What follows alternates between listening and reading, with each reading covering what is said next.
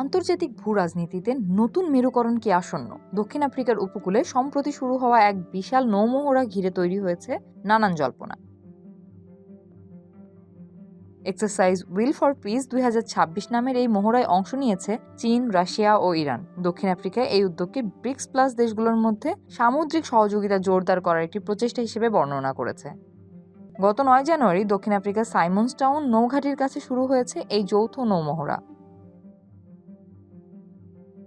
এই মহড়ার মূল লক্ষ্য হল ব্রিক্স প্লাস জোটভুক্ত দেশগুলোর মধ্যে সামুদ্রিক অর্থনৈতিক নিরাপত্তা বাড়ানো। ব্রাজিল, রাশিয়া, ভারত, চীন ও দক্ষিণ আফ্রিকার মতো মূল সদস্য ছাড়াও মিশর, সৌদি আরব এবং সংযুক্ত আরব আমিরাতের মতো নতুন যুক্ত হওয়া দেশগুলোকেও এই মহড়ায় অংশগ্রহণের জন্য আমন্ত্রণ জানানো হয়েছিল।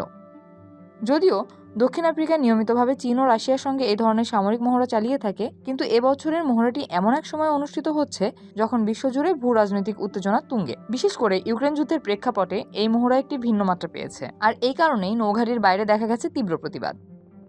ইউক্রেনীয় অ্যাসোসিয়েশন অব সাউথ আফ্রিকার সদস্যরা সহ অন্যান্য বিক্ষোভকারীরা রুশ নৌবাহিনীর অংশগ্রহণের বিরুদ্ধে প্রতিবাদ জানিয়েছেন। তাদের হাতে থাকা প্ল্যাকার্ডে লেখা ছিল, দক্ষিণ আফ্রিকার জলসীমায় রুশ নৌবাহিনী নয় এবং রাশিয়া মানুষ খুন করে।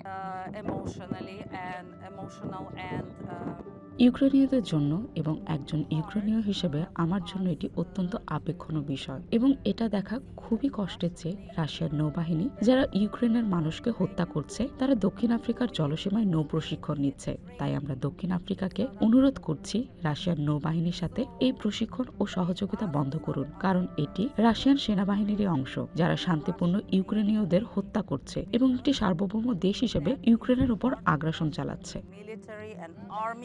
দক্ষিণ আফ্রিকা এই মহড়াকে শুধুমাত্র শান্তির জন্য মহড়া এবং দক্ষিণ গোলার্ধের জলসীমায় নিরাপত্তা বৃদ্ধির উদ্যোগ হিসেবে দেখলেও সমালোচকেরা একে পশ্চিমা দেশগুলোর বিরুদ্ধে ব্রিক্স জোটের একটি শক্তি প্রদর্শন হিসেবেই দেখছেন।